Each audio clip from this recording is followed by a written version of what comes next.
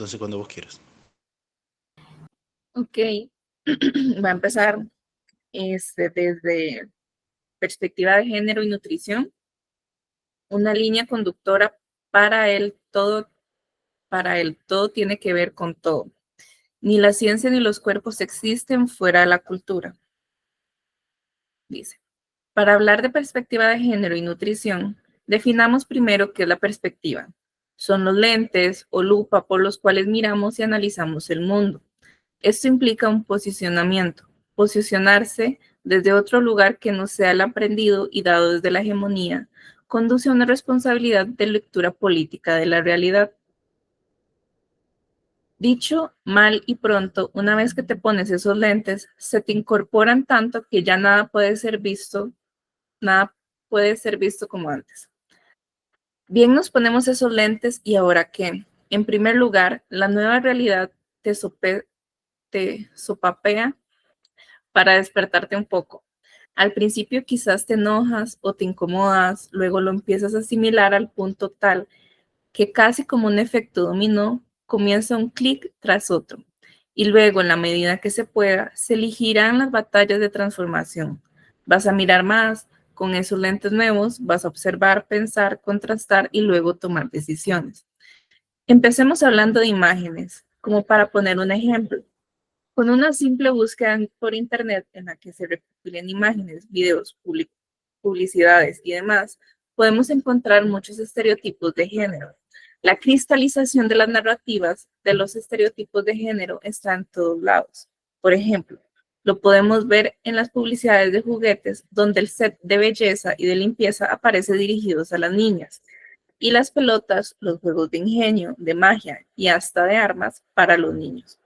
Si bien son narrativas fuertemente cuestionadas en este momento, siguen operando. Están constantemente a nuestro alrededor y las tenemos tan naturalizadas que nos resultan invisibles. Por eso es importante empezar a visibilizarlas un poco. Como dice la escritora británica Sarah Ahmed en su libro Vivir una vida feminista, cuando estamos cuestionamos. Es decir, se vuelve necesaria la desnaturalización y luego de ello el nombramiento y descubrimiento, dejar de cubrir de estas cuestiones para poder problematizarlas, romperlas, abrazarlas, a la vez dejarlas ir, creando posibilidades en un mundo donde quepan todas las personas.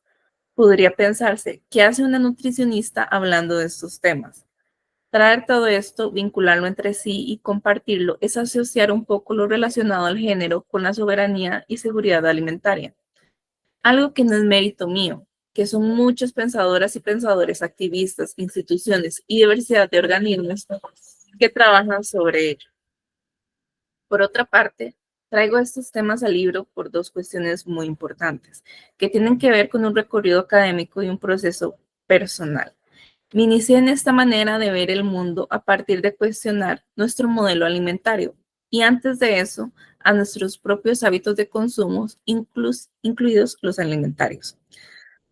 Fui entendiendo que hay reglas a cubrir y a cumplir en la alimentación y que las mismas no son aleatorias ni mucho menos solo basadas en ciencia, que las recomendaciones nutricionales y todo eso que llamamos comida tienen explicaciones que van más allá de la biología y del ya sabido, tenemos que comer si no morimos. Comer es un acto tan íntimo como político, a la vez tan inherente como necesario. Acto seguido, me empezó a dar escalofríos darme cuenta de que este sistema alimentario, regido al día de hoy por determinado modelo basado de la explotación extractivista, había ciertos cuerpos que importan más que otros. Fui antiespecista antes que feminista, porque comprendí que en la escala de valores, por lo que se rige la cultura hegemónica, el animal humano importaba más que los demás animales. Y ahí asociaba la comprensión del especismo. Empezó mi camino de entender lo que significaba el género, su representación social.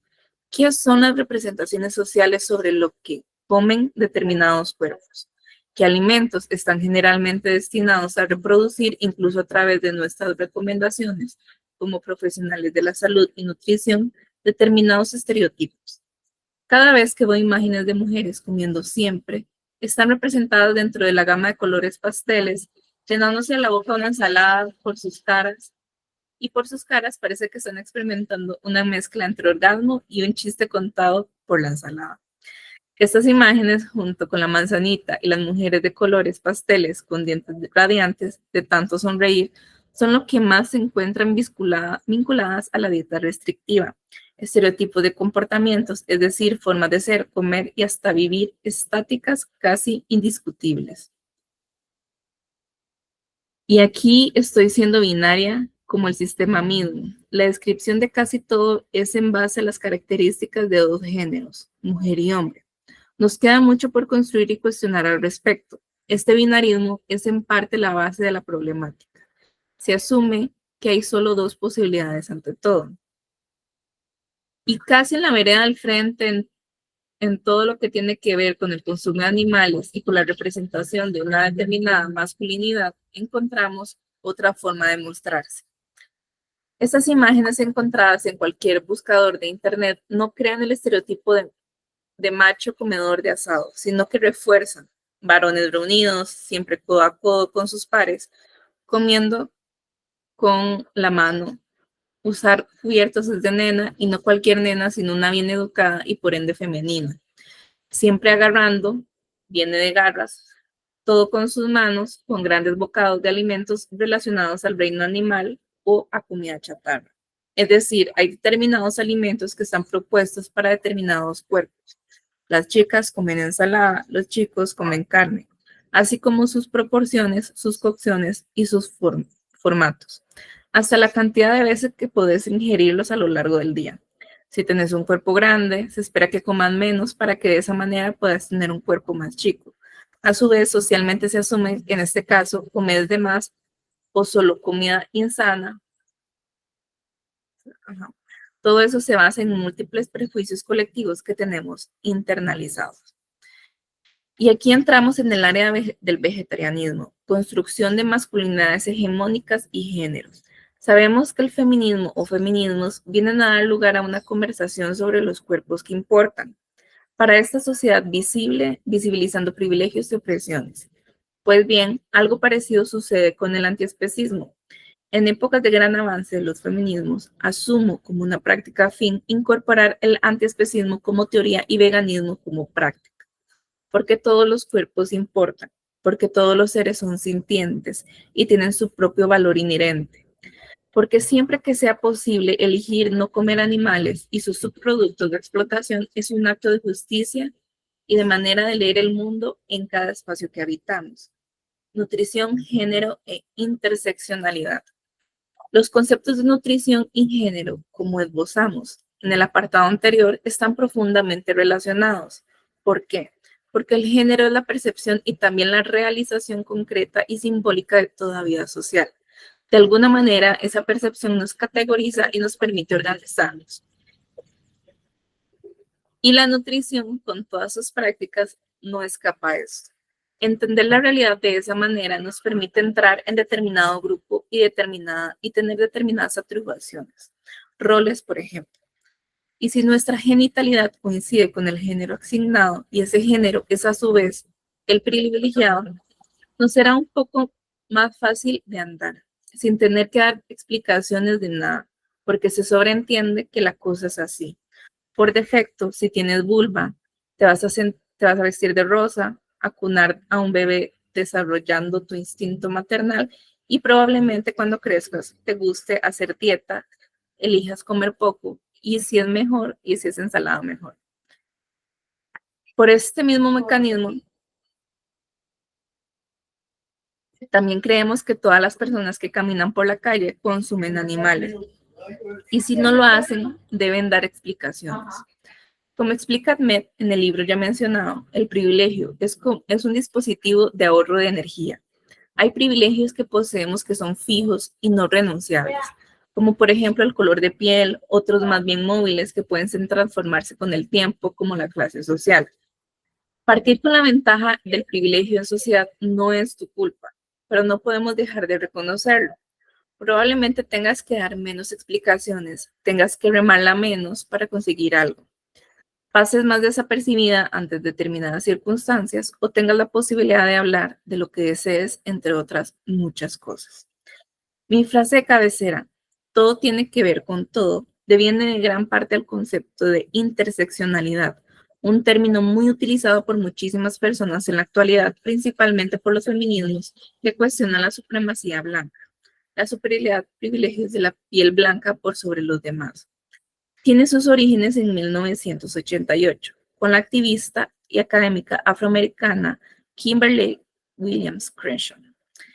La teoría sugiere y examina cómo varias categorías biológicas, sociales y culturales, como el género, etnia, la raza, la clase, la discapacidad, la orientación sexual, la relación, la casta, la edad, la nacionalidad y otros ejes de identidad interaccionan en múltiples y a menudo simultáneos niveles.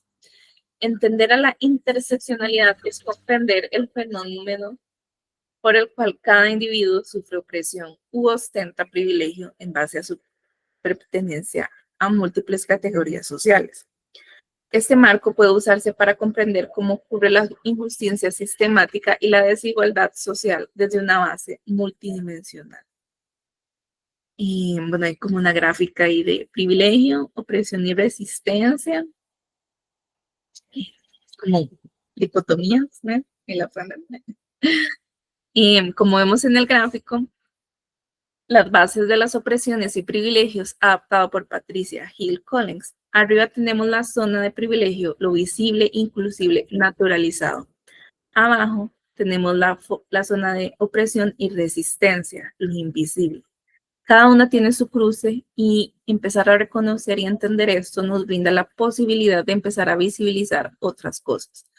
Por ejemplo, no es lo mismo ser mujer blanca que ser mujer negra y pobre, como no es lo mismo ser una hembra humana que ser una vaca, que luego preñarán sistemáticamente para extraer su leche para que sea consumida por animales humanos. Respetar la naturaleza, proteger nuestros bienes comunes, agua, tierras y aires, y no comer animales es un acto responsable de resistencia y sobre todas las cosas, un puntapié para cuestionar nuestros propios privilegios como especie. Ahora bien, ¿qué pasa con el sistema alimentario? Al día de hoy pasa de todo. Tenemos inoperando un sistema manipulado por unas pocas grandes corporaciones multinacionales que se encargan de ser parte de la cadena alimenticia, es decir, de la serie de acciones no lineales que van desde antes que el alimento entre al campo hasta que llegue a la mesa al comedor comensal, o sea, todos nosotros. Este sistema alimentario responde a su vez a un modelo económico vigente, capitalista y muy feroz, donde los alimentos son vistos como mercancías y en ese sentido, como dice el acrólogo y investigador Eric Holm Jiménez, el capitalismo también entra por la boca.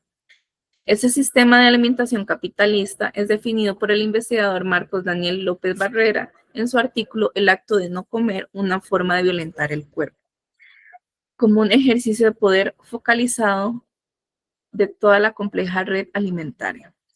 El autor establece 7 ejes específicos.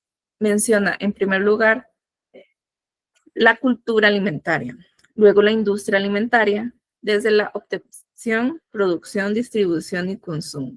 En tercer lugar, nombra la ingeniería semillera y los procesos biogenéticos, llevados a cabo con semillas modificadas pertenecientes a grandes corporaciones. En cuarto lugar, nombra las ciencias de la alimentación, específicamente la nutrición y la dietética, con sus estándares, imposiciones sobre cómo debe ser un cuerpo y qué debe consumir un cuerpo para estar sano. El quinto eje corresponde a la salud alimentaria. Según López Barrera, destaca, esta es manipulada por la privatización y los grandes consorcios empresariales que financian prácticas específicas. El sexto y el séptimo eje corresponden a la economía política y a las políticas alimentarias, donde impera un modelo neoliberal de libre mercado que enmarca las decisiones y elecciones de alimentos. Mediante estos 7 ejes se controlan las decisiones sobre qué comer, cómo comer, cuándo comer, por qué comer, dónde comer y con qué se va a alimentar un cuerpo. Desde este análisis ha sido posible visualizar que el hambre, como herramienta de poder, ha sido empleada como estrategia de conquista y adaptación de los cuerpos, lo que en la actualidad sigue estando presente. Ahora, desde la lógica capitalista, sistemas alimenticios y científica, la nutrición que antepone lo biológico ante lo cultural. Así, el hambre resulta como un dispositivo de poder permanente en las relaciones gestadas entre los cuerpos, no solamente a nivel biológico, sino cultural, tanto que el individual y como el colectivo. Quien pueda controlar los alimentos podrá controlar nuestros cuerpos y violentarlos. ¿Cómo se representan las desigualdades de género en el sistema alimentario actual? La gran pregunta que antecede a preguntar por las desigualdades de género del sistema alimentario es quiénes están produciendo los alimentos. Los alimentos de verdad, esos que nutren y calman el hambre al mismo tiempo. Esos que no dañan los entornos naturales con los que cooperamos y vivimos y que cuidan la biodiversidad. Según el Atlas de las Mujeres Rurales en América Latina y el Caribe, 2017, las mujeres son amortiguadores de la pobreza, pero tienen mayor inseguridad alimentaria que los hombres. Un 32.4% de las mujeres frente al 25.7% de los varones en América Latina. El concepto de inseguridad alimentaria significa que están pasándola mal con respecto al hambre, que no están llegando a las kilocalorías necesarias para poder subsistir. Las mujeres son las que realizan tareas de producción, son cuidadoras de la biodiversidad. Si bien esto de entender a las mujeres como cuidadoras y protectoras de la vida es caer en un lugar bastante esencialista, ese es el dato concreto, más allá de lo que estemos o no de acuerdo en estereotipar ese rol. Pero contradictoriamente, el acceso a la tierra y su titularidad es del solo el 20%, es decir, el 80% de las tierras restantes lleva titularidad de los varones. Si se igualara el acceso respecto a los varones, se estima que se podría reducir la hambruna entre un 12 y 17%. Según Naciones Unidas, la desigualdad de género es un freno para garantizar la seguridad alimentaria y una de las causas y efectos principales del hambre y la pobreza en el mundo. El 60% de las personas que padecen hambre crónica son mujeres y niñas. Tenemos muchos sesgos a la hora de observar la realidad. Dicho de otra manera, vemos a la realidad desde una sola perspectiva, creyendo que es única. Uno de esos sesgos es el patriarcal. Creemos que las grandes corporaciones en manos de unos pocos varones de traje, camisa y corbata, porque los imaginamos así, son las que alimentan el mundo. Y no solo eso, sino que defendemos, sin saber muy bien por qué, que esa forma de producción, la agroindustrial, es la única opción viable para alimentar este mundo cuya población no para de crecer. Lo cierto es que las mujeres rurales son las que continúan alimentando a la humanidad, abasteciendo entre el 60 y el 80% de la producción alimentaria de los países más pobres y alrededor del 50% mundial. Este particularmente es un dato que a mí me conmueve muchísimo. Cada vez que lo repaso, vuelvo a sentir lo mismo. En los lugares más pobres es donde los roles de cuidado recaen más en las mujeres. A las personas urbanas como yo nos cuesta muchísimo entender estos datos. Oye, las mujeres no solo alimentan al mundo, sino que representan el 43% de la mano de obra agrícola en países de desarrollo.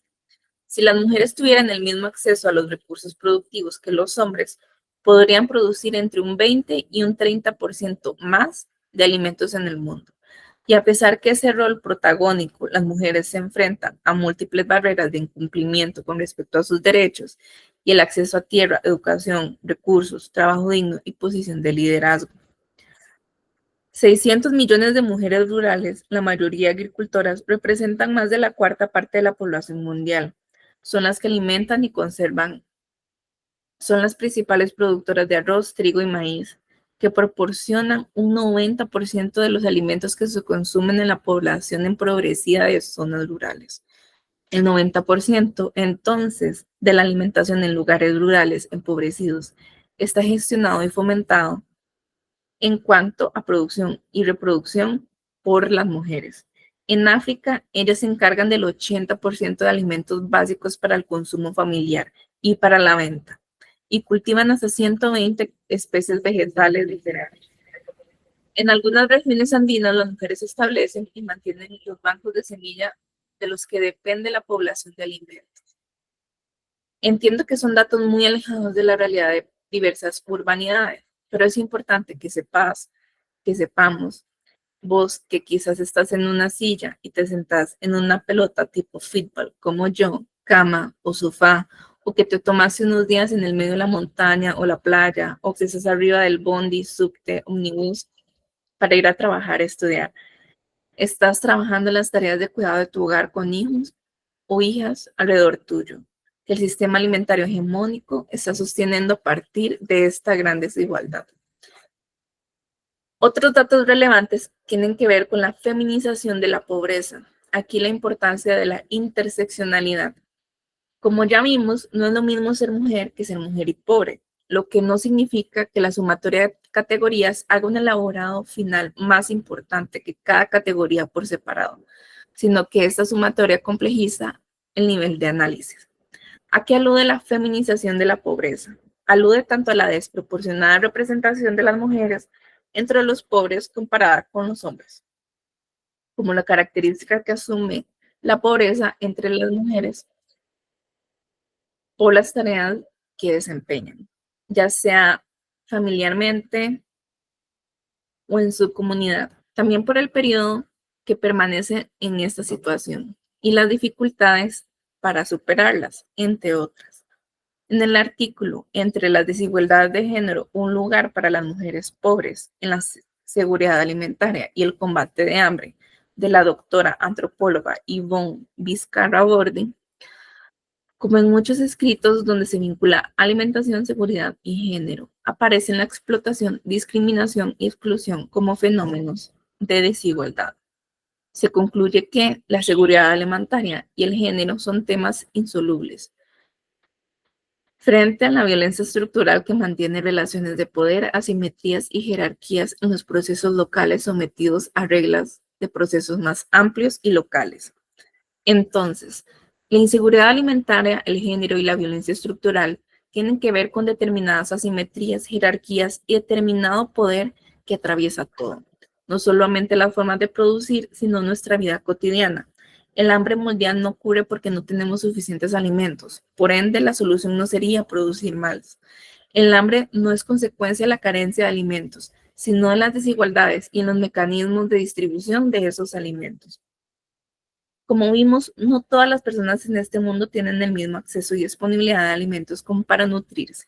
De otra manera, no se daría que la FAO llamó paradoja de la malnutrición, donde mientras que más de 800 millones de personas tienen desnutrición crónica con consecuencias terribles como atraso de crecimiento, más que 1.300 millones inseguridad alimentaria y otras 2.000 millones carencias de micronutrientes, mientras 4 millones mueren por complicaciones producidas por las llamadas enfermedades crónicas no transmisibles, como diabetes, hipertensión, dislipidemias, además de los millones de adultos y niños con sobrepeso y obesidad.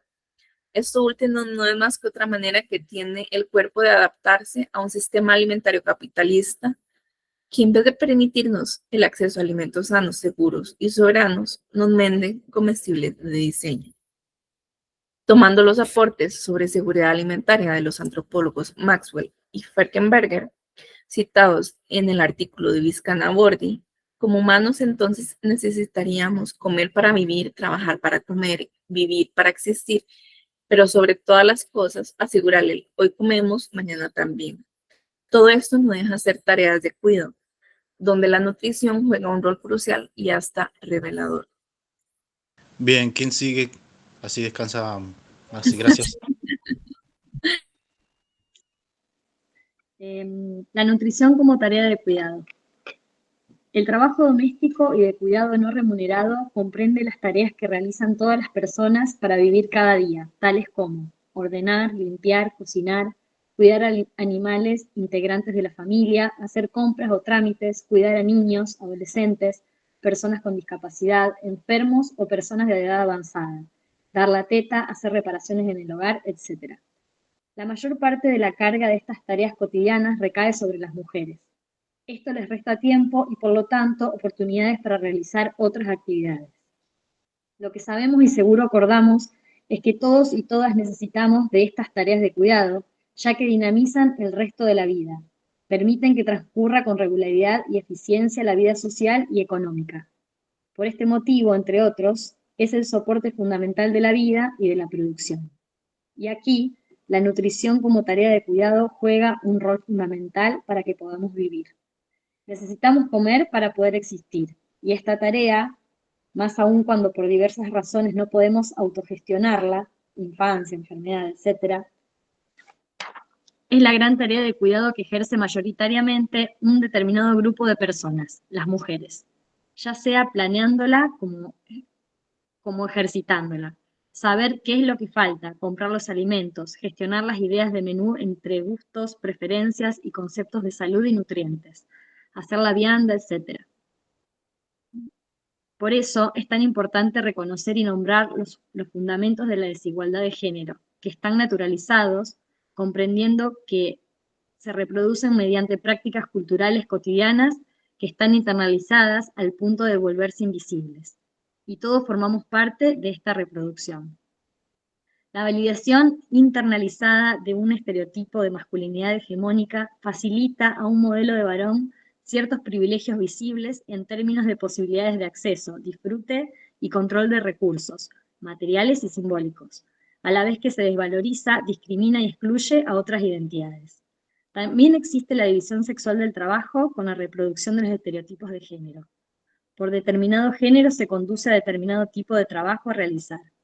En este sentido, la escritora y activista feminista italiana Silvia Federici, en su libro El patriarcado del salario, que es del 2018, historiza el surgimiento de la división de roles en cuanto a tareas de producción, salir a trabajar a las fábricas, y reproducción, tareas domésticas, quedarse adentro. Básicamente necesitamos de alguien que cuide dentro para que esa producción fuera siga estando, para que ese circuito siga funcionando. ¿Tenemos en nuestro país políticas públicas con perspectiva de género? Sí, o al menos se está intentando. Muchas personas están trabajando desde hace un tiempo en dar visibilidad a esta temática, colocándola en agenda pública. Y generalmente nos hablan acerca de las brechas de género en la Argentina. Sabemos que en nuestro país las mujeres realizan el 76% de las tareas domésticas no remuneradas, y que el 88,9% de las mujeres realizan y dedican a este tipo de labores en promedio 6,4 horas semanales versus 3,4 horas semanales que le dedican los hombres. Es un dato de la Dirección Nacional de Economía, Igualdad y Género, del 2020. Como escribe Federici, eso que llaman amor es trabajo no pago. Sin tareas de cuidado no hay sociedad que exista. Y esta es la gran contradicción. Quienes menos existen son las que más provocan existencia. Es una necesidad problematizar el binarismo, porque nos circunscribe en análisis dicotómicos y no nos deja salir de ahí. Este binarismo está formado por dos categorías antagónicas, exhaustivas y excluyentes. Son exhaustivas porque no hay nada por fuera de esas dos cosas. Agota la posibilidad de entender una realidad más amplia. Tenemos esas dos cosas y listo. Y son excluyentes porque si no estás de un lado, estás del otro. Es decir, es una cosa o la otra. Esto agota también la posibilidad de que haya una tercera, cuarta, quinta, séptima opción. La nutrición no está exenta de esas dicotomías. El binarismo también se traduce en el plato, en los cuerpos, en el territorio. Por ejemplo, desde una lectura de posicionamientos alimentarios. Las harinas son malas versus son buenas. O, si no haces tal cosa específica, por ejemplo, ayuno intermitente, no vas a estar sano. Esto también sucede con las opciones para quienes decidimos, alimentarnos de otra manera que no es la establecida. La propuesta es, siempre, carne con guarnición. Y si no comes carne, solo guarnición. Y se nos dice que si no comemos completo, y se nos dice que si no comemos completo, entonces comemos incompleto. Se es guarnicionista. Implícitamente se nos da a entender que si no elegimos la proteína completa y principal, así considerada en este sistema de creencias, entonces comeremos los acompañamientos hasta llegar a un déficit nutricional y que eso sea nuestra culpa. Cuando decimos que la opción vegana es la inclusiva, nos referimos a que todos, todas, salvo quizás algunas pocas excepciones, podemos comerla. De hecho, mientras más alimentos se suman a una alimentación basada en plantas al 100%, más personas quedan afuera. Por ejemplo, si sumamos lácteos, las personas intolerantes a la lactosa y quienes tengan alguna alergia a la proteína de la leche de vaca no van a poder comer. Que la opción vegana sea la inclusiva hace mucho ruido porque complejiza el acto de comer, alimentar, rompiendo con el binarismo exigido alimentariamente hablando. ¿Quiénes construyen ciencia? La ciencia no ha sido ajena a la visión androcéntrica del mundo. En todos aquellos campos donde se han estudiado seres humanos, en general se ha estudiado solo a hombres varones, cis, y se lo ha hecho desde una perspectiva masculinista, es decir, se han tomado a sus características como universales, o la norma, lo normal. Y por el contrario, cuando se han incluido a las mujeres como objeto de estudio, se ha hecho para poner en evidencia sus supuestas diferencias con los hombres.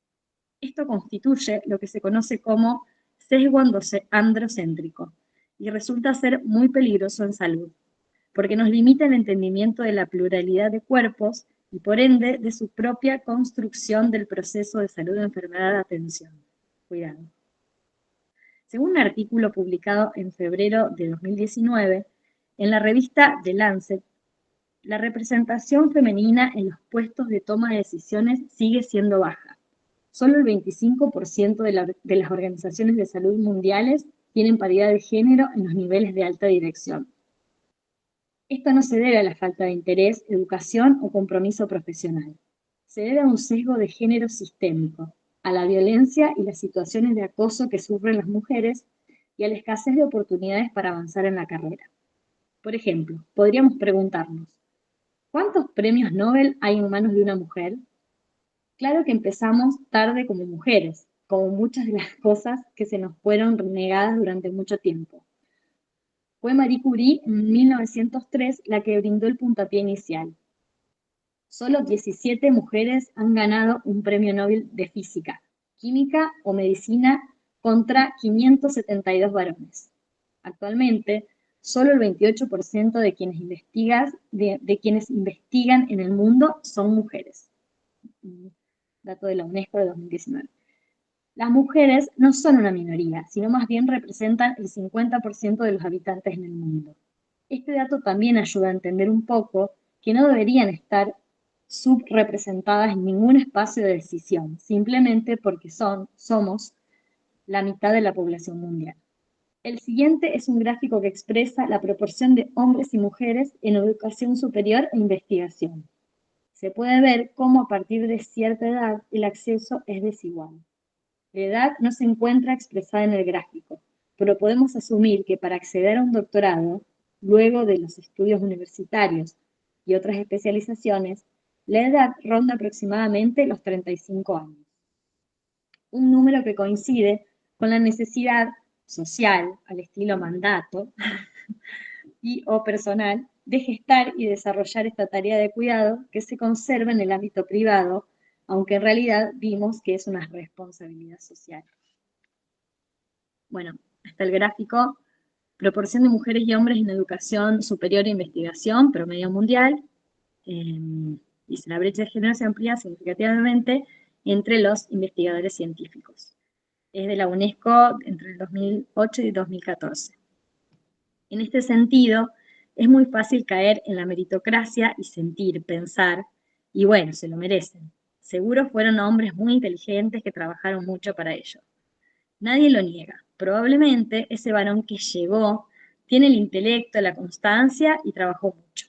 Pero las condiciones de inicio y permanencia no son iguales para las mujeres que para los varones. Y esto es un dato concreto. ¿Qué estaría bueno hacer en este tipo de circunstancias? Saberse en un lugar de privilegio no significa renunciar a todos ellos. Incluso, como ya dije anteriormente, existen privilegios irrenunciables, pero sí significa vivenciar la posibilidad de que podemos ayudar a desnaturalizar esos privilegios y también posibilitar que otras personas tengan acceso. Sin ser sin ser ni paternalistas ni condescendientes. Cuestionar privilegios también es dejar de dudar sobre la idoneidad académica o profesional de una mujer cuando conquista un lugar de liderazgo. La naturalización de los roles no ocurre de un día al otro, son procesos.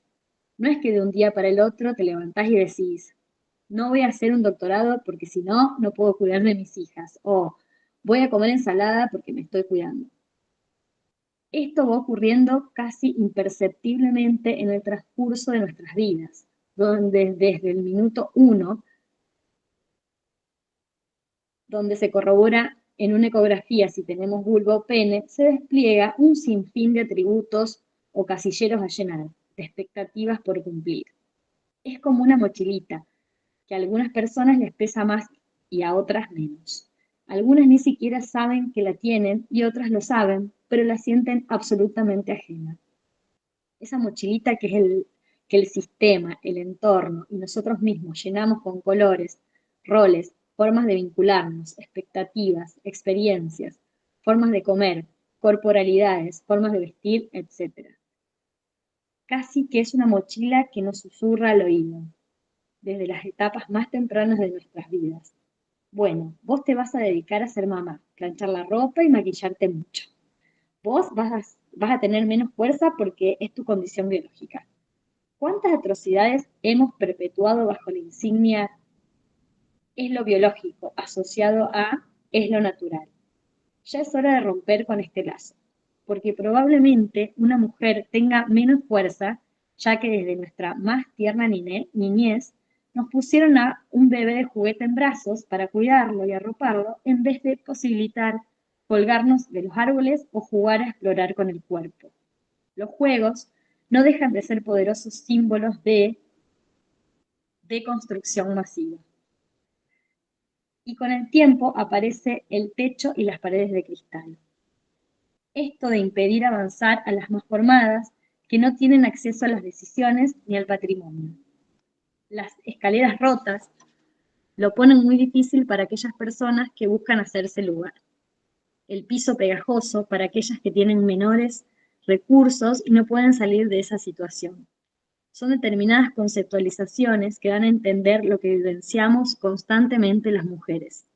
A la ciencia de la nutrición la escribimos quienes la hacemos nutricionistas y demás profesionales de la salud, personas que cuidan, personas cuidadas, en fin, personas que comen. Así de importante es. La nutrición en el modelo médico hegemónico. Para comprender el modelo de salud actual y sus actores sociales intervinientes, necesitamos situarnos en el modelo médico hegemónico.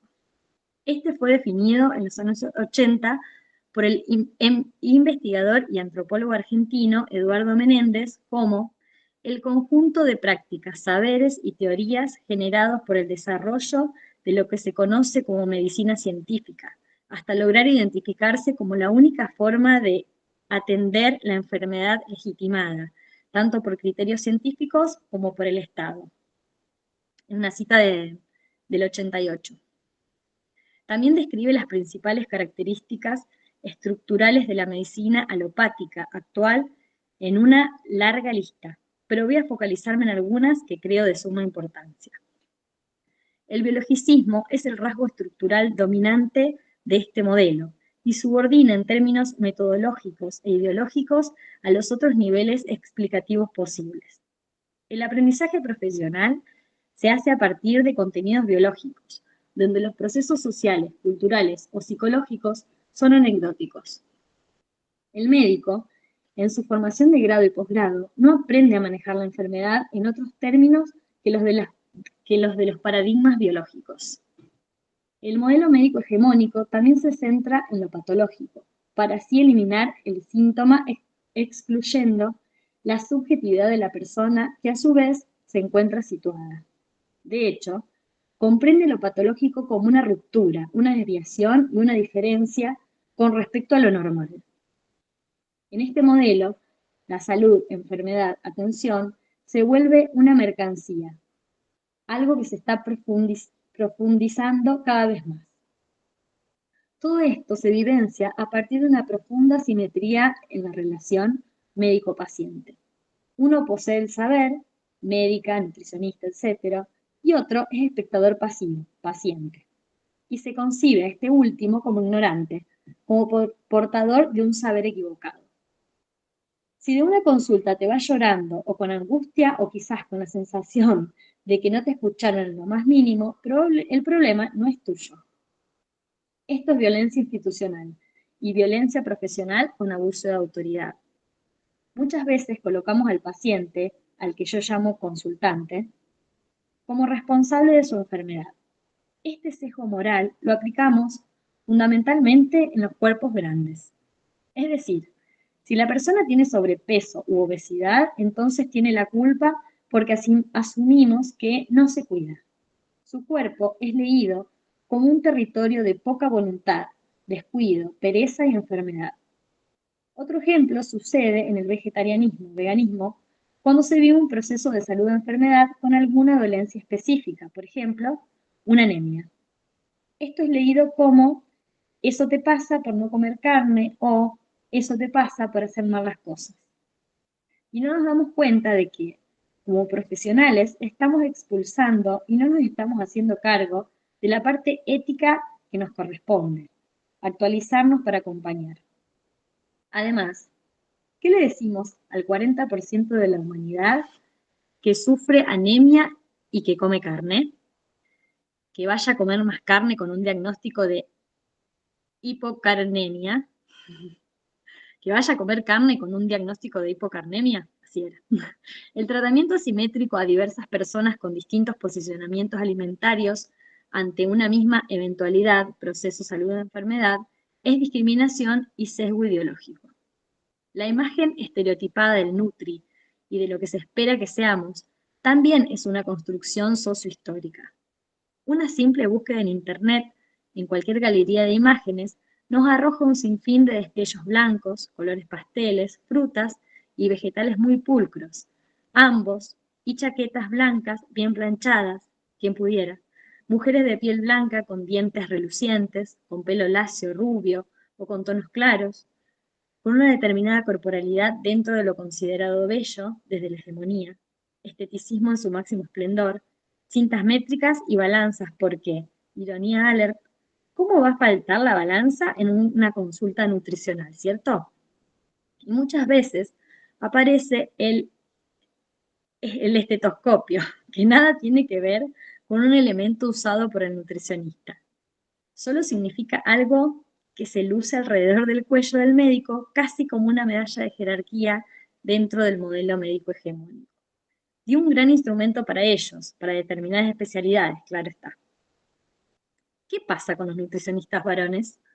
Contrariamente a la descripción que realicé anteriormente, los varones son torsos magros que se dejan imaginar detrás de una camisa.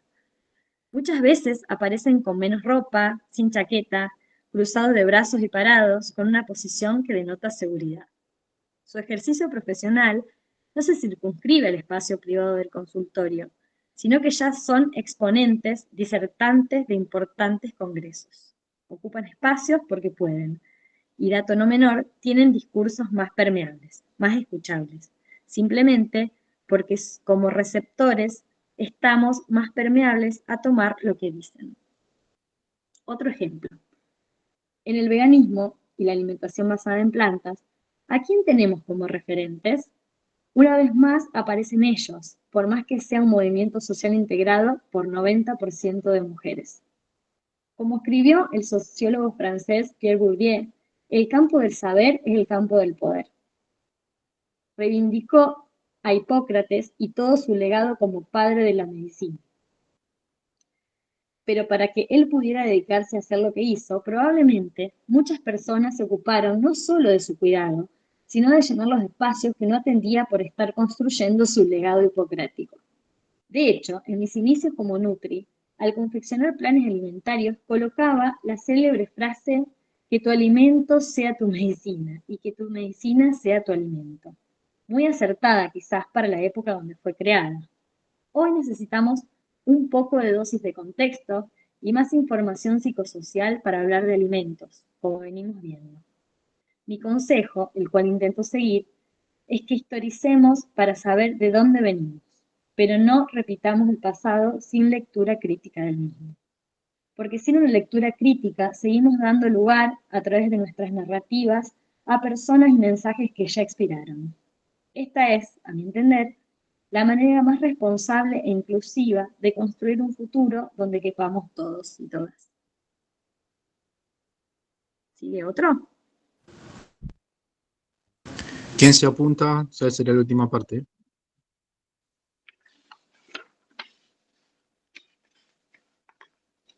Bueno, yo. La presión sobre los cuerpos.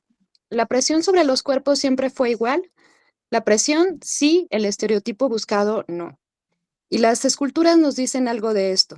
Cuerpos a los que reconocemos femeninos, sin cara y sin brazos, como es el caso de las Venus, las diosas de la fertilidad y la fecundidad, la Venus de Milo de la antigua Grecia, creada entre los años 130 a.C. y 100 a.C., y la Venus de Willendorf del Paleolítico entre los 27.500 y 125.000 a.C. El acento puesto una vez más en los cuerpos, sus formas y matices, en determinados cuerpos que nos hablan de determinado contexto sociohistórico. Ay, permítanme tantito. En estas ilustraciones podemos ver mujeres en la época victoriana, siglo XIX, usando un corsé. ¿A quién se le habrá ocurrido la genial idea de comprimir tanto una parte del cuerpo como para que los órganos tengan que hacerse lugar en otras partes de ese mismo cuerpo? Creo que es un claro ejemplo para ver que lo biológico y lo ambiental están en sinergia. Es decir, podemos hacer cosas desde el ambiente, por ejemplo, ponernos un corsé, y con ello provocar manifestaciones biológicas específicas que se traducen en lo biológico. Una vez más, el ambiente y la genética, cultura biológico, actuando dialécticamente. Y estas imágenes, a partir del 1900, en ese entonces, ¿qué rol jugaba la nutrición sobre el control de los cuerpos? Un ejemplo de esto es un multivitamínico de 1970 que rezaba, no sea flaca. Todo esto da cuenta de que la concepción de cuerpo sano versus cuerpo enfermo ha cambiado con el tiempo. Y no siempre un cuerpo delgado fue considerado como la hegemonía de lo sano, como no siempre un cuerpo grande fue deslegitimado y querido corregir por su supuesta enfermedad, como ocurre hoy en día. Así es, antes se sugerían las vitaminas para engordar, y estamos hablando de hace poco más de 50 años atrás. Nuestras abuelas, nací en 1985, deben haberse codeado con este engendro publicitario más de una vez.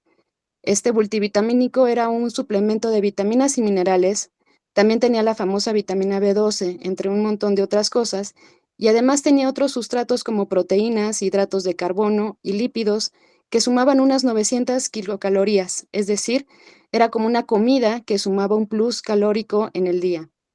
De hecho, en esta época nació un mito que todavía seguimos teniendo presente. ¿La vitamina B12 engorda? ¿O las vitaminas o los minerales engordan?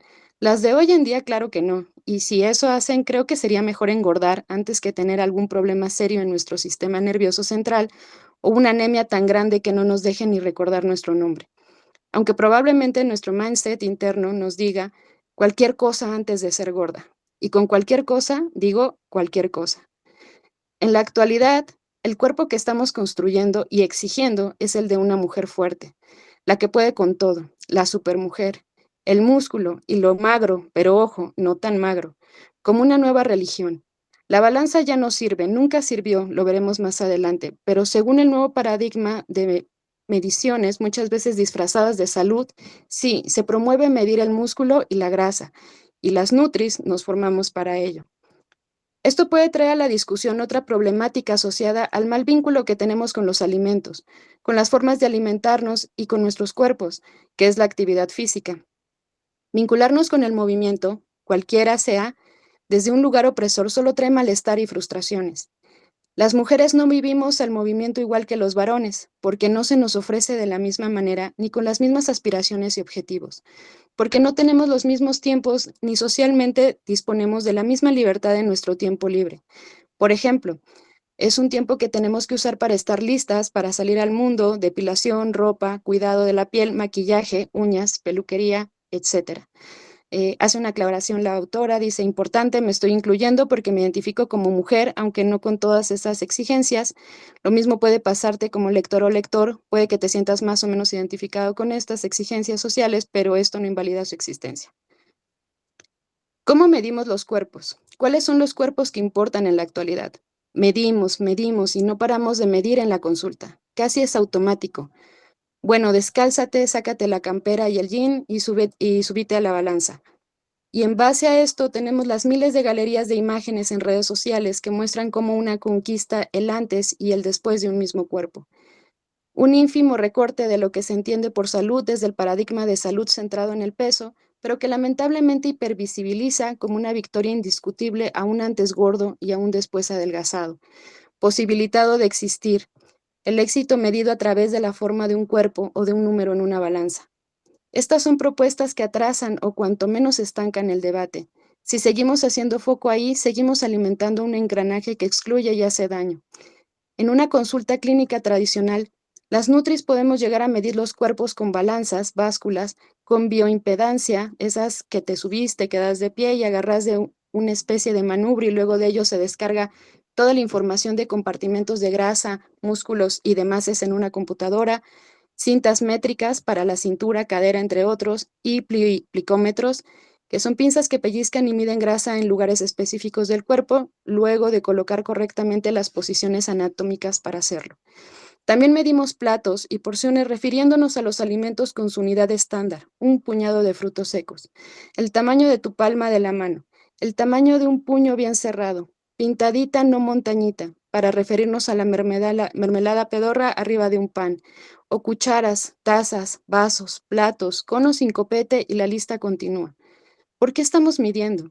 No sabemos muy bien. ¿A quién le sirve esta medida? Tampoco lo sabemos. ¿Y por qué seguimos usando de manera individual indicadores como el IMC, índice de masa corporal, para categorizar un cuerpo y luego de ello, casi de manera inmediata, su valoración del proceso de salud o enfermedad? El vetusto IMC. ¿De dónde viene el IMC como medida de salud o enfermedad? Adolphe Quetelet, 1796-1874, era un astrónomo naturalista belga, matemático, sociólogo y estadístico. ¿Vieron que en esa época lo eran todo?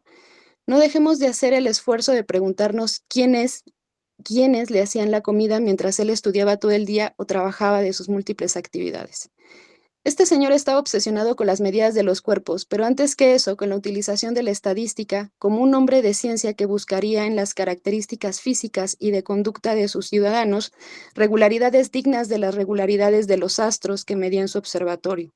Es casi seguro que Quetelet participaba de la concepción determinista del mundo de la mayoría de los científicos contemporáneos a él, y esa concepción estaba siendo amenazada por la nueva ciencia estadística, ya que la determinación de la relación directa de causa y efecto era desafiada por la reciente teoría de la probabilidad.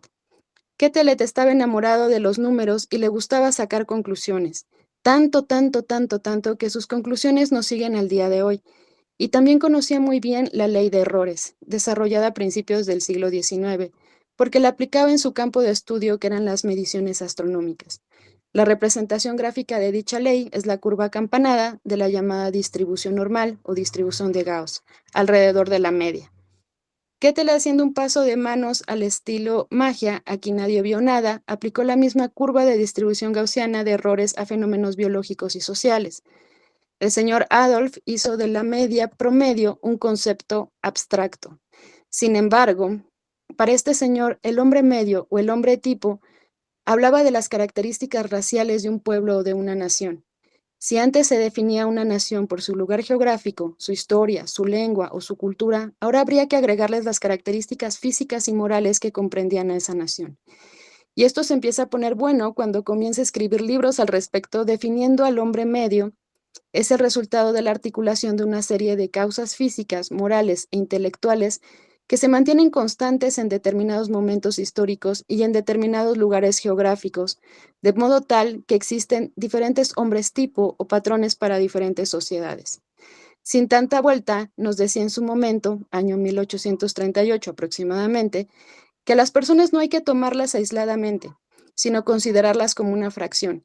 Hay que despojarlas de su individualidad y tratar de entender el contexto en el cual se está ubicando, es decir, entender la especie humana, la población.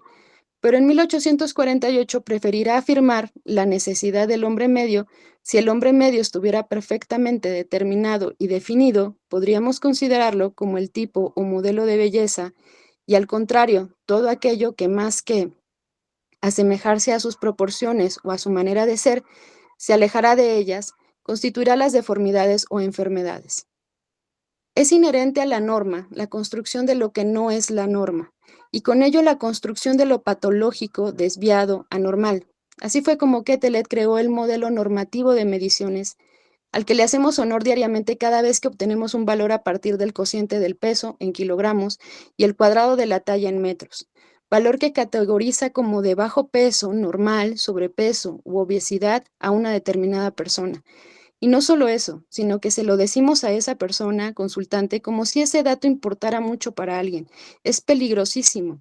El cuerpo, como dice la antropóloga mexicana Marta Lamas, es la primera evidencia incontrovertible de la diferencia humana. Somos distintos y a la vez diversos. Por ende, normalizar y estandarizar cuerpos no es más que un deseo iluso de este sistema del desvínculo. Cuando la salud se disfraza de gordodio. No voy a desarrollar la temática en cuanto a descripción de movimientos como el de Stop Gordofobia o el activismo gorde o el body positive, que son acciones diversas ante una determinada situación. La pulsión normativizante de este sistema hacia las corporalidades que se alejan de lo establecido y considerado sano desde múltiples lecturas. No quiero hacerlo y me reviso constantemente de no hacerlo porque no dejo de ser una persona flaca que no tiene idea de lo que es habitar otro cuerpo que no sea uno que está bien. Y esto último me habilita a privilegios que tengo profundamente internalizados y se encuentran tan naturalizados que operan en mí de manera imperceptible, lo que no invalida que me pueda llegar a sentir mal o no con mi cuerpo. Pero una cosa es la presión estética que sufrimos todas las personas, principalmente las mujeres en este sistema, y otra muy distinta es la violencia sistemática, micro y macro, que viven las personas con cuerpos grandes todos los días de sus vidas. Que hayamos llorado alguna vez en un probador de ropa midiéndonos un bikini habla de dos cosas: de la absurda pero funcional al sistema presión estética que sufrimos, y por otro lado que pudimos entrar en un bikini que se vende en un local cualquiera sin que nadie nos haya mirado de arriba abajo diciendo no tengo de tu talla. La gordofobia es, según la activista Magdalena Piñeiro Bruschi, la discriminación a la que se ven sometidas las personas gordas por el hecho de serlo. Esta discriminación puede incluir humillación, invisibilización, maltrato, ridiculización, exclusión y este ejercicio de violencia física ejercidas a personas por tener una determinada característica física, la gordura. ¿Y cómo actúa la gordofobia, esta jerarquización de los cuerpos que tenemos internalizada como otra parte más del sistema de opresión?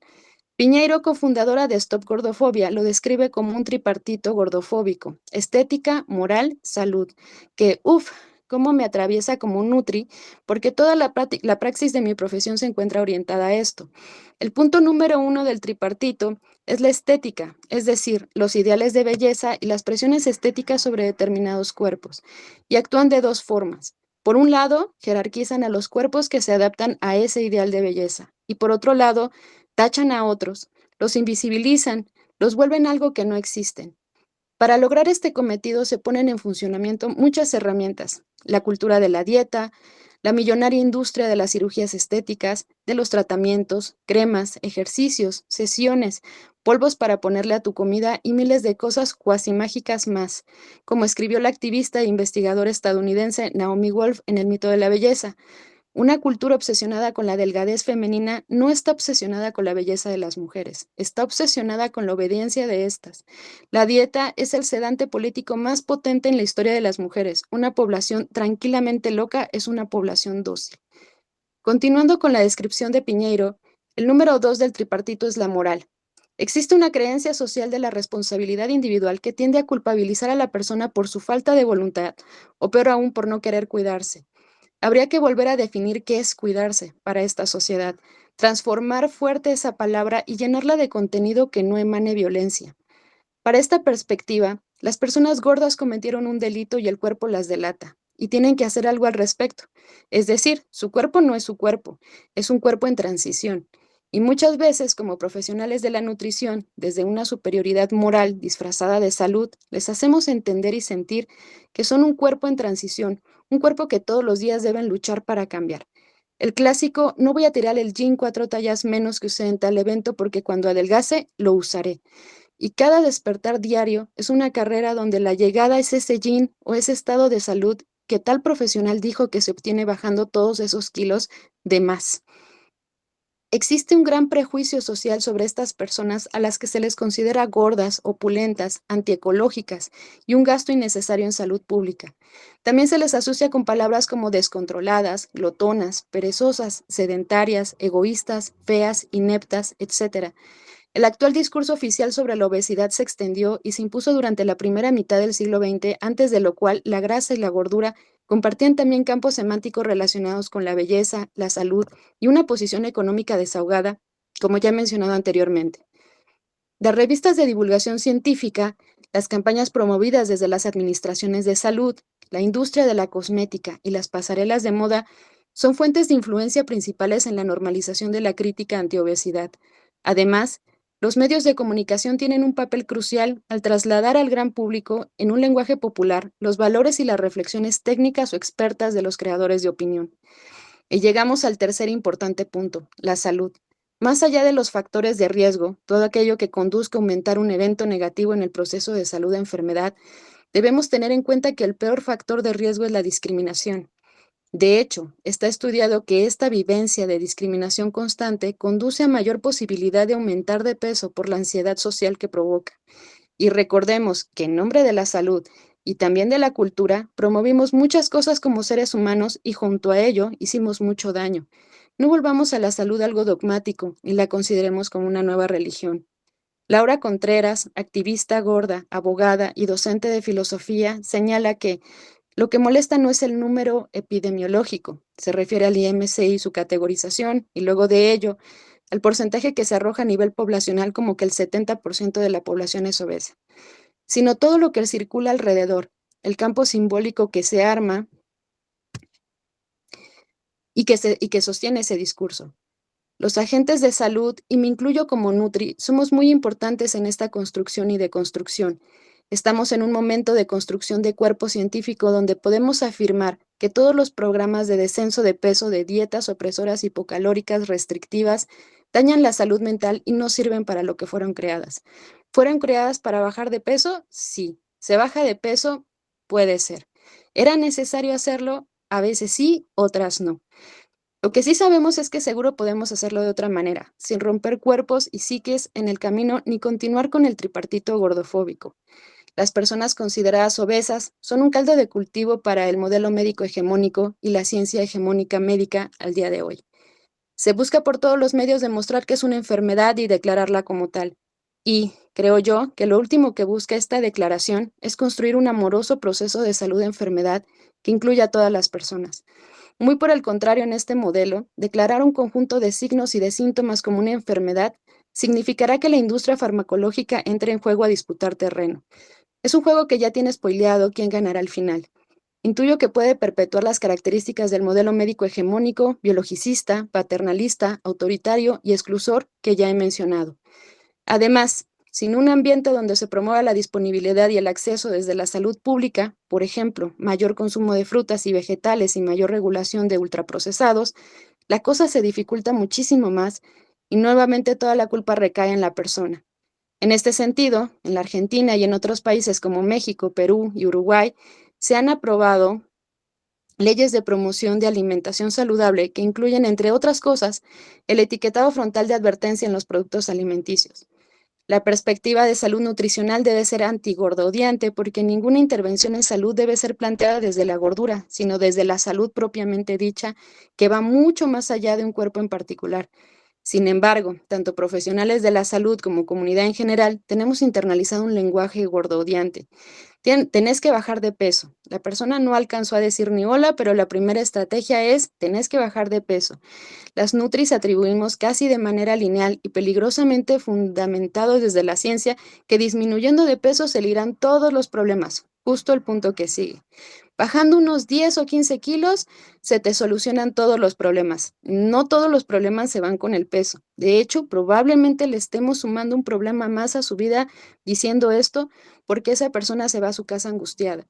En estos casos, si no sabemos qué decir, suma más que no digamos nada. Bueno, vamos a medirnos y pesarnos. Como si por el hecho de estar en una consulta nutricional por default hay que medirse y pesarse o no nos podemos ir de una consulta nutricional sin una medición. ¿A quién le sirve esa medición? Primero hacernos esta pregunta antes de buscar obtener un número y sin lugar a dudas preguntemos si la otra persona está dispuesta a darlos. Sos una persona consultante que fue a una consulta para confiar en un proceso, no para acatar órdenes. Tenés obesidad grado tal. Estoy convencida de que si hay algo de lo que se han ocupado toda la vida de esa persona que consulta es decirle que está gorda.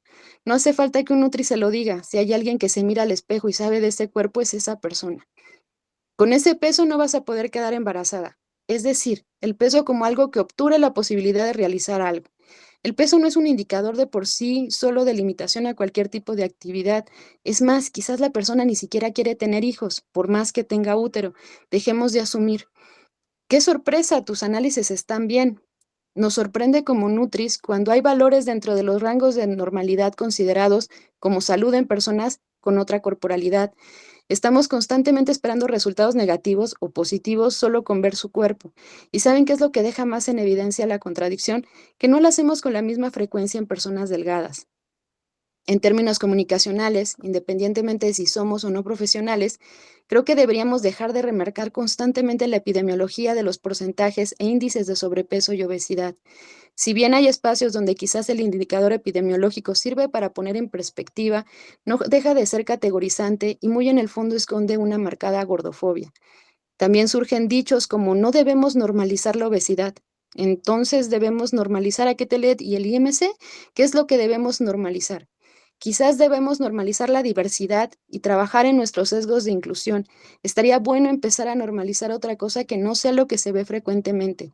Las personas que muestran diversidad corporal siempre son agredidas con la oración. Están haciendo apología de la obesidad. Hablar del tema y visibilizar lo que siente un determinado colectivo de personas que denuncia haber sufrido destratos, maltratos por parte de profesionales de la salud no es hacer apología, es hacer justicia. El amor propio y la autoaceptación, que también están mucho en auge ahora, son conceptos válidos solo si están cargados de lectura social y política. Si no, siguen siendo opresión. Porque en este mundo que busca que odiemos nuestro cuerpo o que lo sometamos a muchas cosas para poder amarlo, también sumarle la carga de que tenés que amarte es un montón, porque se torna muy difícil. El amor propio se gesta desde lo colectivo. Hace un tiempo atrás un colega me dijo, vos hablas de esta manera, del peso. ¿Por qué no atendés a personas con peso, con sobrepeso y obesidad? Me quedé pensando, dudando si realmente era así. A los días hice un repaso mental y luego por historias clínicas y corroboré que claro que acompaño procesos de personas con diversas corporalidades. ¿Qué fue lo que cambió? Mi forma de asumir y juzgar esos cuerpos. No asumo más sano o más enfermo a ningún cuerpo. Simplemente acompaño a esa persona independientemente de cómo se vea.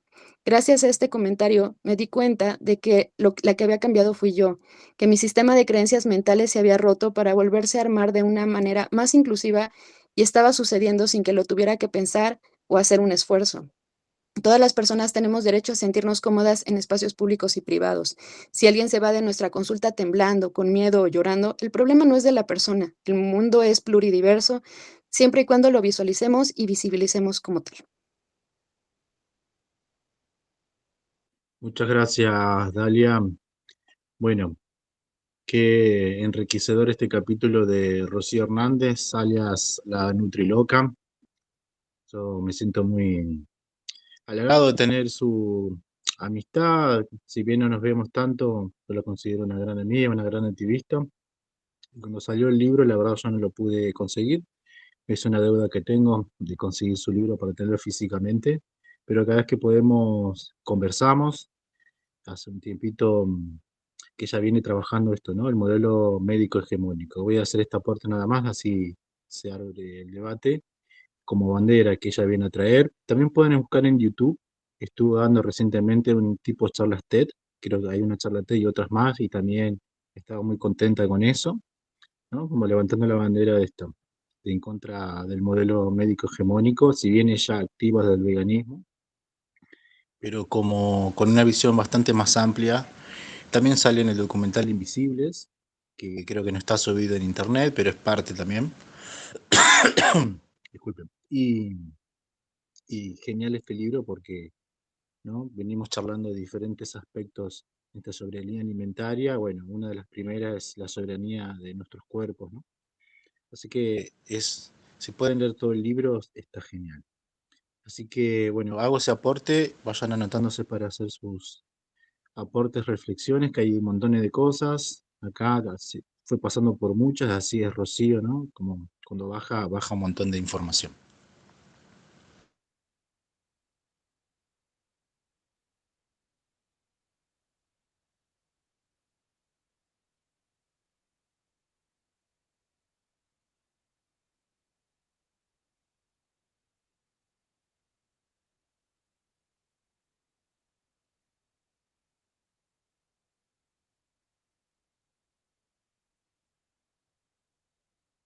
Vale, vale, tenés la palabra. Bueno, no, que me parece muy interesante, de fijo, porque, bueno, yo siempre de chiquilla he sido una mujer gorda y cuando yo iba al doctor por problemas hormonales y así, me decían siempre que tenía que perder de peso y más bien es una consecuencia, ¿verdad?, a los problemas hormonales que uno tiene y es muy vacilón porque la nutrición, o por lo menos en el área pública, todo es como no coma pan, no coma grasa o cosas así, y no ver realmente qué es lo que estamos comiendo. Yo hasta ahora, hace unos años, he tenido como el privilegio de poder educarme bien y demás y ver como realmente la alimentación que uno ocupa. Y es muy curioso porque en mi camino, por lo menos yo, que tengo problemas hormonales y todo, me he dado cuenta que la alimentación, lo que llamamos basada en plantas, es la mejor alimentación. Es que realmente si uno tiene problemas hormonales no tiene sentido comer las hormonas de otro ser vivo, por así decirlo. Y es muy curioso, ¿verdad? Porque ahora como que hablo ya con otras personas, incluso lo más positivo que yo he hecho por mi cuerpo es no hacer dietas, ¿verdad? Porque ya tener problemas hormonales y todo, o no le pone como, ¿verdad? Como que chupa demasiado nutriente. Aparte que, o sea, el sobrepeso, lo demás, son como 36 factores que intervienen en ello y al final como que yo me he dado cuenta que el reumatismo, la osteoporosis y demás también deviene de que tenemos una cultura que a las mujeres las somete a la dieta, es decir, siempre comer menos de lo que tienen que comer. Entonces ha sido muy vacilón porque realmente uno se da cuenta de que no. Por ejemplo, aquí las zonas indígenas, es muy curioso porque usted ve que las mujeres ya cuando llegan a los 40, 50 años, claramente suben de peso aunque coman siempre lo mismo. Entonces es un tema bastante vacilón, me interpela mucho, ¿verdad? Como mujer gorda. Eh, este, pero sí, nada más eso.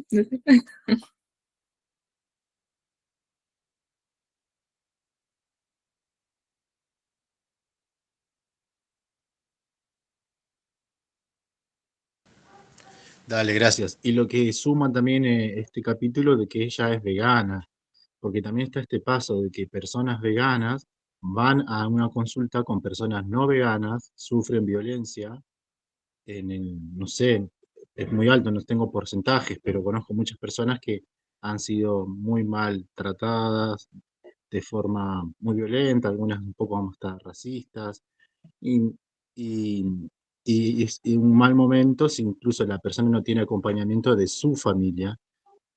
También es el caso de personas más adolescentes que han ido bueno, te hiciste vegano, no vas a comer carne, entonces como condena tenés que ir al nutricionista, la nutricionista para que te apruebe.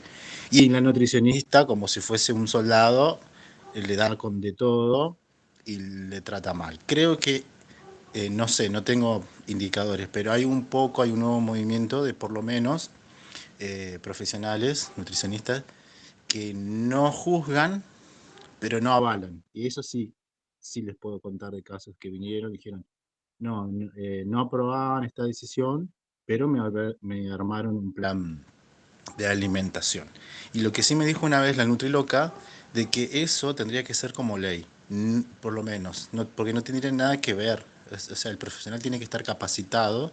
Si viene una persona que te dice soy vegana y celíaca, entonces le tienen que armar un programa acorde a lo que le pide, primero. No decirle esto está bien, esto está mal, porque no tiene ese derecho, ¿no? Como contando, como en el libro contaba, algunas cosas de qué hacen los profesionales cuando te tienen a merced al acecho de esa situación. Entonces, les sugiero que sí, que hace muy buenas charlas explicando muchas cosas y educando a otros profesionales, ¿eh? Esos también. ¿Quién se apunta?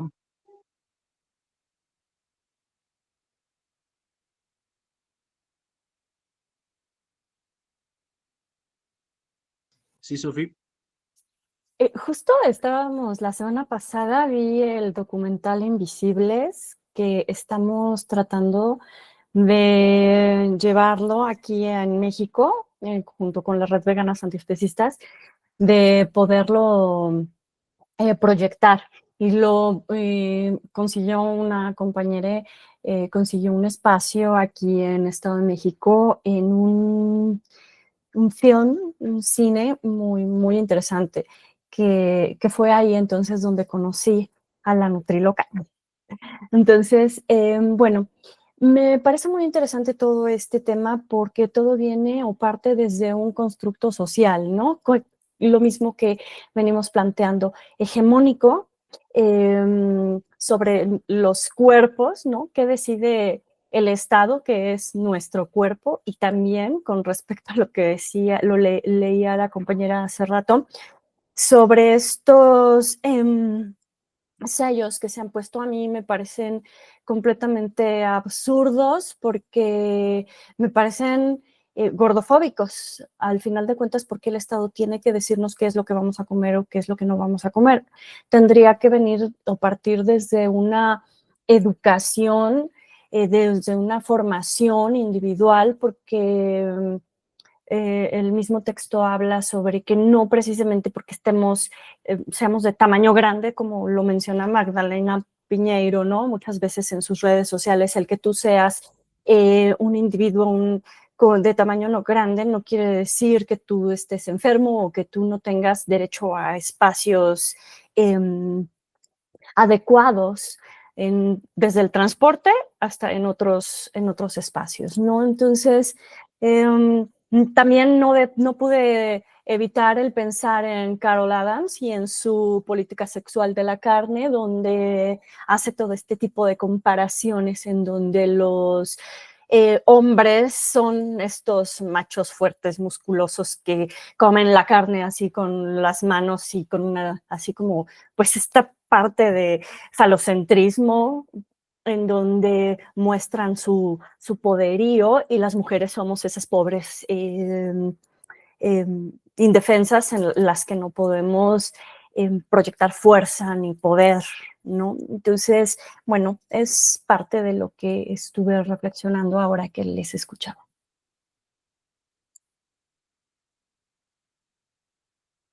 Dale, gracias. Y también está el capítulo Madres y hijos y hijas veganas con la nutricionista. Sí tiene la palabra Evelyn. Hola. Bueno, a mí un poco me llevó yo viví con mis abuelos y mi abuela, yo soy de contextura flaca, y mi abuela me hacía comer 2 platos obligada, repleto de comida, porque decía que, o sea, básicamente si comía uno era que no tenía los nutrientes necesarios. Bueno, terminaba comiendo 2 platos, y yo me empezaba a sentir mal. Y bueno, así lo sostuve por años. Y traigo esto porque me provocó como una desconexión con la alimentación. Por ahí si tenía ansiedad o estaba nerviosa o muchas emociones, me la agarraba con la comida, comía, pero para atracones, digamos, me agarraban.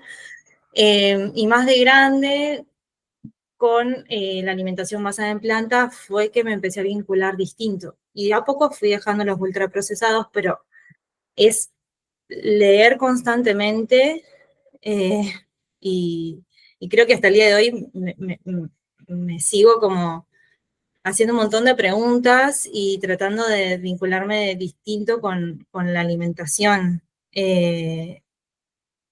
Pero bueno, entiendo que también había en la época de mis abuelos una determinada forma en la publicidad, digamos, de controlar a las personas.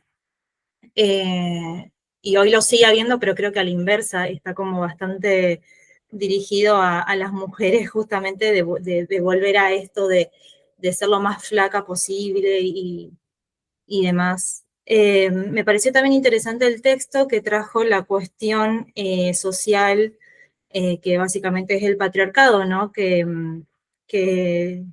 las mujeres maternas y los tipos desaparecen. Entonces, ¿en qué momento la mujer cuidando de sus hijos puede pensar en su alimentación? Casi que ni tiempo tienen para pensar en sus vidas porque tienen que dedicarse a los hijos, porque los tipos desaparecen.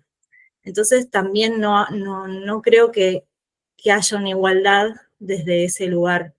Y sí me gustaría, esto, si los varones que están acá presentes se animan, a contar alguna experiencia que hayan tenido con sus grupos de amigues, porque mi pareja, por ejemplo, es vegetariano, y básicamente se tuvo que alejar de todos sus grupos de amigos porque también era juntarse y que esté el asado de por medio y se reían y bueno, yo también sufrí discriminación por no comer carne y demás, pero como que ya hacía oídos sordos, pero eh, nada, es muy complejo em, la cuestión de la comida y más en la cultura por ahí que tenemos tan cargada acá en Argentina sobre la industria ganadera y el asado y las tradiciones. Pero bueno, nada, dejo ahí abierto el diálogo. Dale, gracias, Evelyn. No, a mí ya no me invitan más. ¿Quién quiere hablar?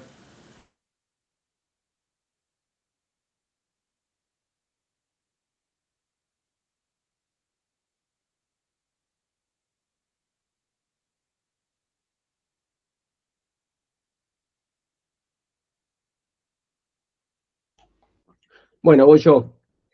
Nada, me pareció muy interesante el texto. La verdad que me gusta mucho la forma de escribir de Nutriloca. Me pareció muy llevadero y muy que va pasando por un montón de lugares y va diciendo un montón de cosas en este capítulo porque eso, me tomé acá un par de notas y la verdad que pasa por un montón de lugares. Me llamó la atención el gráfico ese que lo vimos también en la clase con un sociólogo vegano, creo, porque era el mismo, medio que me sonó de ahí y me parece que está buenísimo, porque describe gráficamente esto de los privilegios. O sea, por más que uno crea que no los tiene, los tenemos, tenemos privilegios. No todos, digo, pero casi todos. Y me parece que está bueno ser consciente de eso. Respecto a lo que decían de esta última parte de amigos o eso sí, medio que me pasa seguido.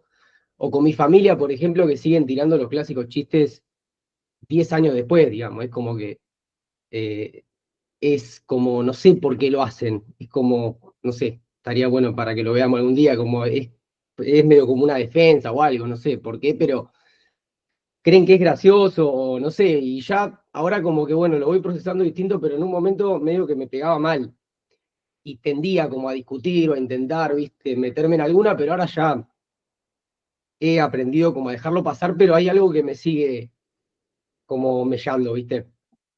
Yo también soy flaco, cuando me hice vegetariano y después vegano, quedé todavía más flaco, entonces bueno, el clásico comentario era, tenés que comer carne de todo el mundo, porque viste que ya todos sabrán que todos tienen algo para decir, es como que eh, todos se convierten de pronto en nutricionistas o todos saben algo sobre la proteína cuando ven a algún vegano. Y me parece que está buenísima esta crítica también desde una profesional que entiendo que es parte de una minoría, porque bueno, sí, está formando, hay una, creo que se llama, ay, no me sale.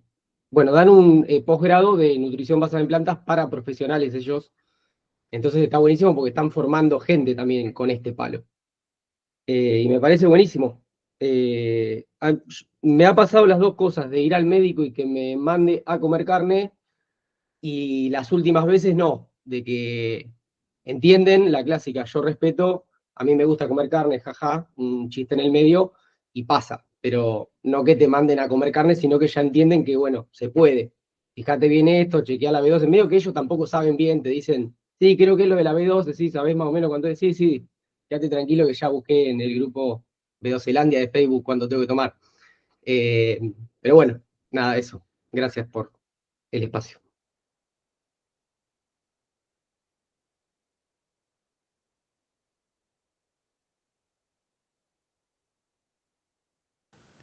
Bueno, Dalia, Matías, que no dejaron nada, si quieren aportar algo, alguna pregunta, alguna reflexión. Reflexión, pues a mí esta última parte, que comentan, por ejemplo, la relación que hacen muchos profesionales de la salud con el adoptar pues sí, una alimentación basada en plantas con la salud, pues a mí me tocó mucho porque yo intenté ser vegana hace mucho tiempo y tuve un problema de depresión severa y la persona de salud mental justamente me dijo que yo tenía prohibido, o sea, adoptar ese estilo de vida porque si no me iba a volver a ocurrir y me iba a poner muy mal y dijo muchas tonterías.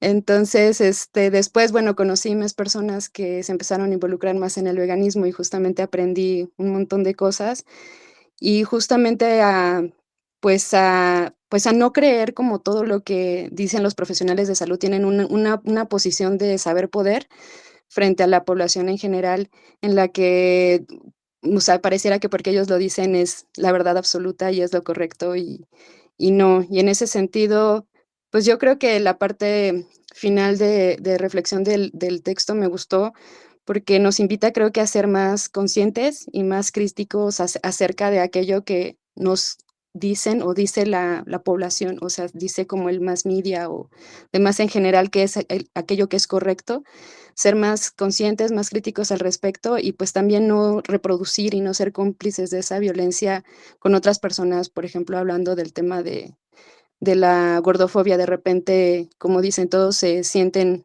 nutriólogos, todos se sienten profesionales y a veces incluso los propios profesionales son muy violentos. Entonces, no seguir reproduciendo eso y más bien, pues, abrirnos a la diversidad y eso me gustó mucho.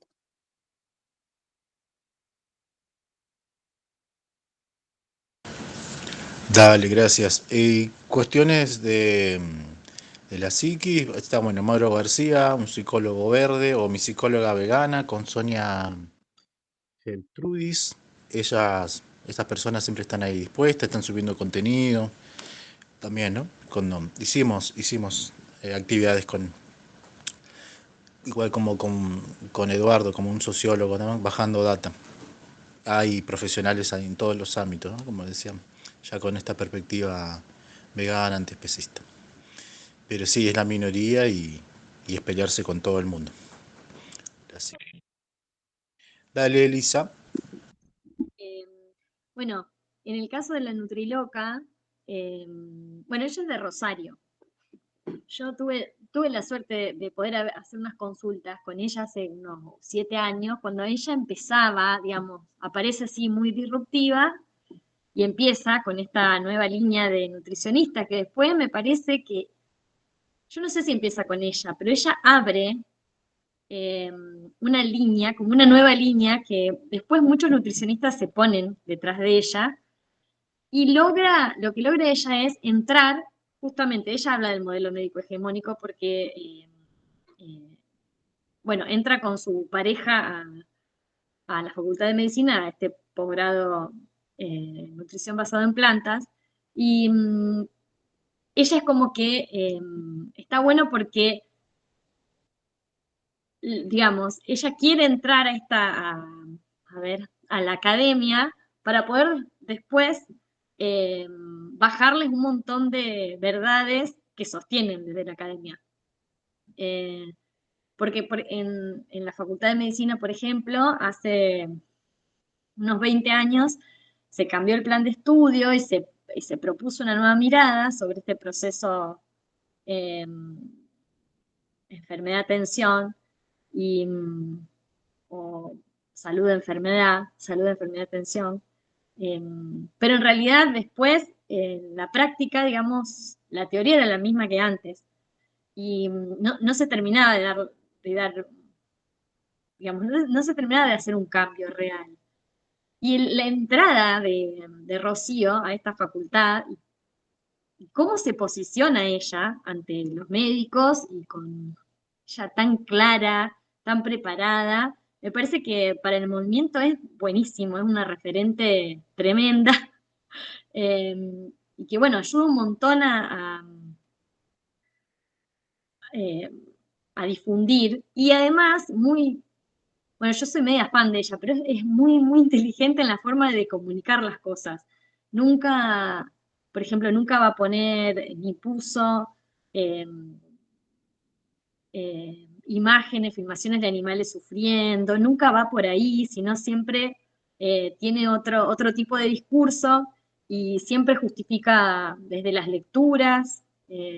Bueno, así que me parece que alguien como que sí o sí hay que leer en este momento, digamos, porque además esto hace un montón de interconexiones desde Argentina, que es una situación, en muchos aspectos tenemos una situación parecida con muchos de otros países cercanos, bueno, somos muchos acá, así que bueno, me parece que está buenísimo, que me realegra que Rocío esté entre la lectura, y bueno, esto, el que no la sigue, por favor, sígala, una capa.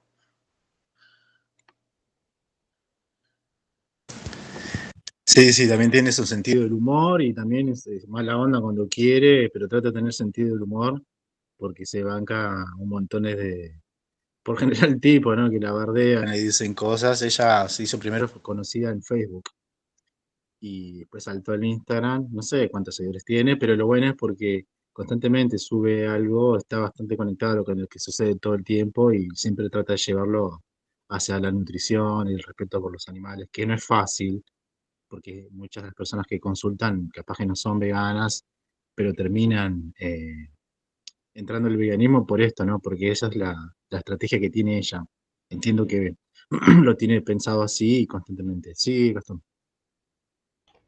No, y que creo que también parte de su estrategia de no confrontar es lo que hace que haya gente que no es vegana y que la sigue y que la banca quizá y que la entiende y no se siente que te están atacando o algo. Porque me parece que es muy clara en eso ella, como en que nunca está bardeando. Me pasa lo mismo con Rita, ¿viste? Como que siempre te la están tirando, pero nunca bardean, es como que nunca caen en la de bardear. Y eso me parece que es súper estratégico y es lo que a mí me falta seguro, porque siento que tiendo más como a confrontar todavía con la gente con la que trato de hablar de esto. Pero bueno, en eso estamos.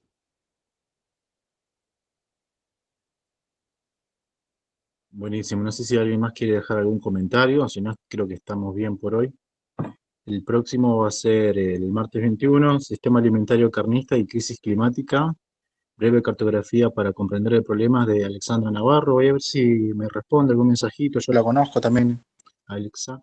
Ella es nacida en Venezuela, pero vive hace mucho en Argentina y ahora está conectada con Sinergia Animal, con esa ONG, y es la directora de un programa, que este texto no habla de eso, pero si llega a venir le vamos a preguntar. Es un programa pensado para mejorar la calidad de vida en menúes, Armo.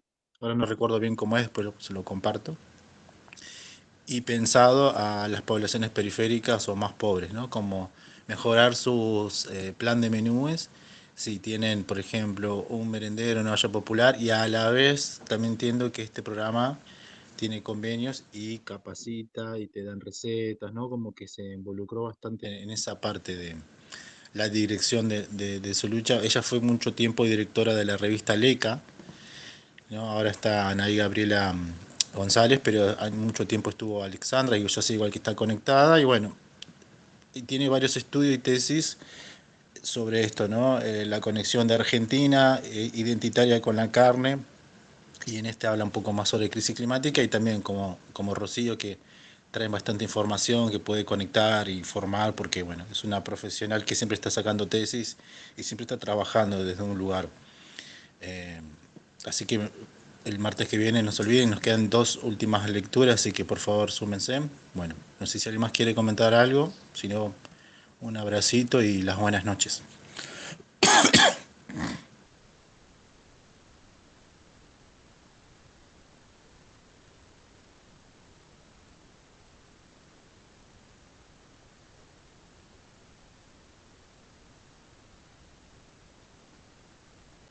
Bueno, buenas tardes también, porque en México no son las 7, no sé si cenan a las 7 de la tarde, pero bueno, acá ya es bastante tarde.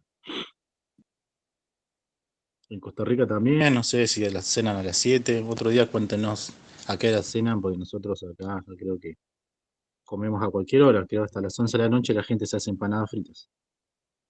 Ah, no. Aquí ya a las 11 de la noche todo el mundo está dormido. De hecho, todos los comercios cierran como a las 9 de la noche. No, más bien ya de fijo yo ahorita como y ya me voy a dormir. Pero es que aquí el sol sale súper temprano, sale a las 5 de la mañana. Entonces, ya, o sea, ya. Listo, listo. El eslogan Pura Vida, entonces tiene que ver con el sol. Bueno, chiquis, nos vemos entonces el próximo martes. Peguen una leída si pueden, y esto se está grabando, se está la hora de baja. Si podemos subimos esa placa, la escaneamos mejor, que era esa que comentaban, esa gráfica, por eso la podemos sumar y nos estamos viendo. Gracias. Gracias, buenas noches.